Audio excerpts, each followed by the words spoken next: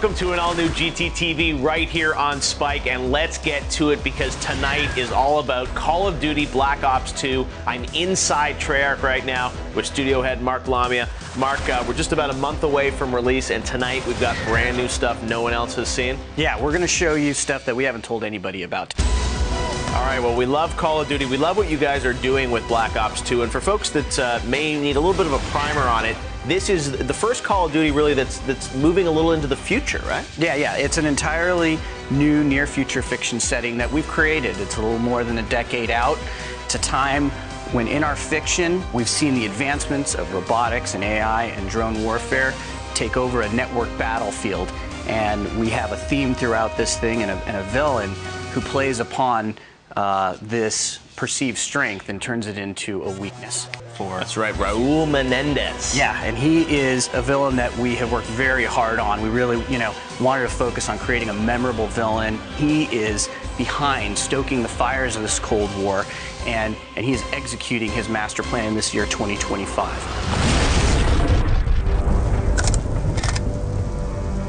There's got to be more to this facility underground. Kraken, this is Section. Surface installation is neutralized.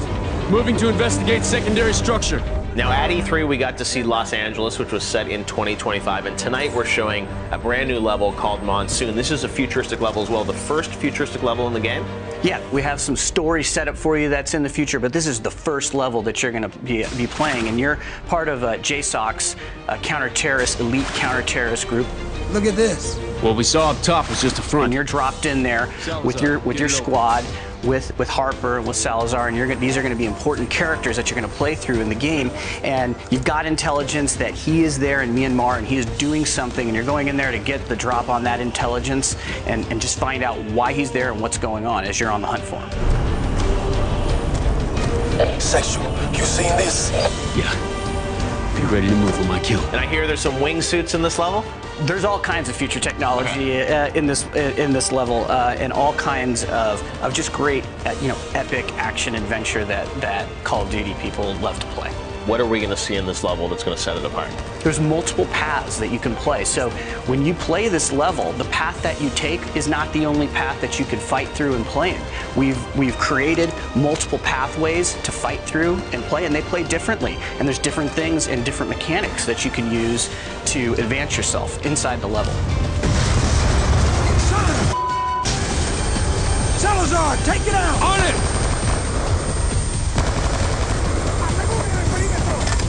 Drones down. Okay, let's get moving. Future is black tonight on GTTV. I'm still inside Treyarch, and we got more for you on Black Ops 2. So, Mark, one thing that you're talking about tonight for the first time, which I wasn't even expecting, is that the create a class for multiplayer, you're actually going to bring that over to single player, so you can actually kind of design your David Mason, how you want him to play? One of the things that has been really important to us with creating Black Ops 2 is giving the player more choice. So what we have is a create a class structure, a customization structure for your character. You get to choose weapons, optics, camos, personalize that to yourself. And that's important because we have our own challenge system inside the campaign. Every single level has a series of challenges. And some of these challenges you may not be able to get if you don't have certain weapons or equipment. Now, if you get these challenges or you advance to different levels, we unlock different parts of the customization, and that allows you to have a different experience.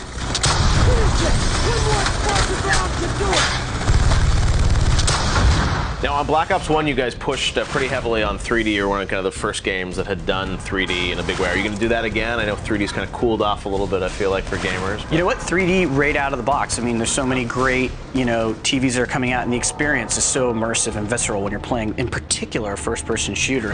Several mercs inside the big rig trailer. Lower freeway, right side.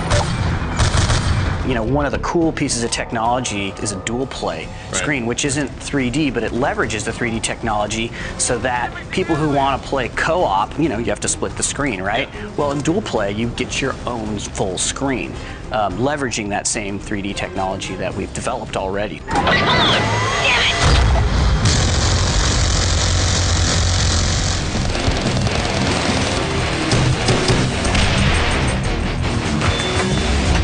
We're back on on GTTV, and yes, we can confirm Black Ops 2 has multiplayer, and to tell us all about this incredibly popular mode of the game is David Vondahar. Dave, you guys have been working for the past couple of years really to reinvent MP in Black Ops 2. Tell us what's new about it this time. Black Ops 2 multiplayer does a lot of reinvention. There's all sorts of great experience for players of all sorts of skill levels. You're looking at league play for people. We want to make sure competition's fun for everyone. Lots of work in the core systems, the core progression, score streaks, create a class, wildcards, the pick 10, all of those things about making sure you can personalize your game experience. We've got things like combat training for new players, the uninitiated, and finally, Jeff, lots of work in the custom game so that you can play game designer. That's always fun. And then even our creation tools, the emblem editor in theater, all of those have gotten some significant enhancements so that you can use the game to actually create content, show the world your style, your personal flair. Well, you guys obviously, retooled a lot of stuff. You've been testing this a lot. How does the game different for people that haven't played it and wondering, does it play different? Does it feel different now? I think it feels a little bit different. I think that it's going to play pretty fast-paced. I think people are going to be really surprised by just how much diversity of play styles and how you can really enjoy this game regardless of the level of skill you have because of things like league play and because of things like combat training, right? So this is not a one-size-fits-all solution. There's a lot of people who play multiplayer, and we want to make sure that we are covering all of these kinds of people and making sure they can all have a good time when they play.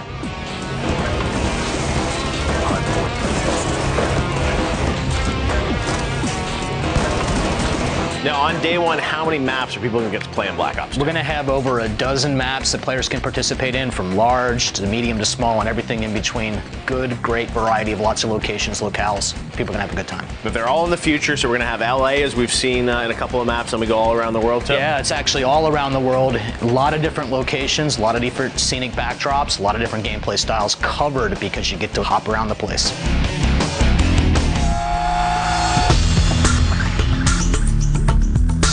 Guys, we're back here on GTTV, and of course we could not finish our Black Ops 2 episode without talking about zombies. And I'm here with Jimmy, who is the design director. You've been in hiding for a couple of years, but finally you guys put out a trailer. You're telling us a bit more about this zombies mode, which is a huge part of this game, right? It really is. We've gone from this add-on kind of hidden mode back in the day, World at War, to something that the fans just expect us to bring out. And in Black Ops 2, you guys have a full-blown zombies campaign.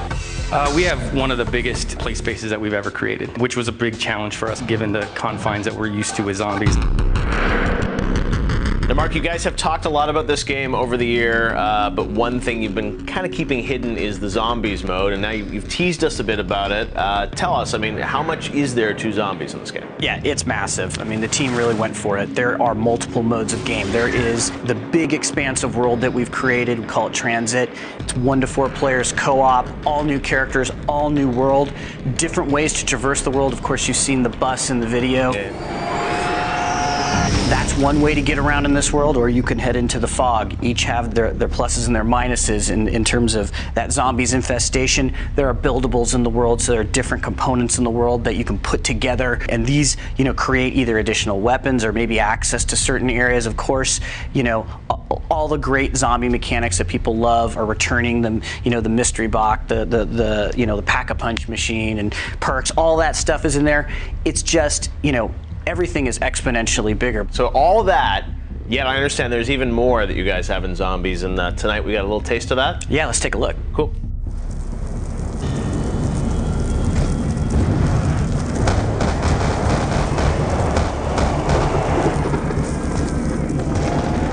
Never again!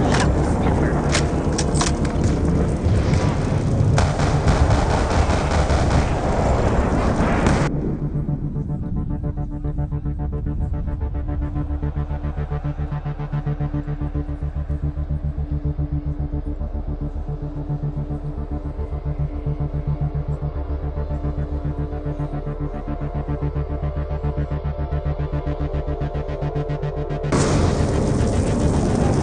So is that just the tease of theater mode is coming to this game? It was. So, all you horror film directors out there, you now have Call of Duty to work with, and I think that players are going to really sink their teeth into this, and we're going to see some great stuff coming out of it. So you'll be able to record these, movies and then upload them obviously inside of the game for other people to view? That's exactly right. My God, that was a lot of new Black Ops 2 info, and fans don't have to wait long. It's about a month away. Yeah, November 13th, and that can't come soon enough for us, and we just can't wait to get out there and play with all you guys. So awesome. Thanks, Mark.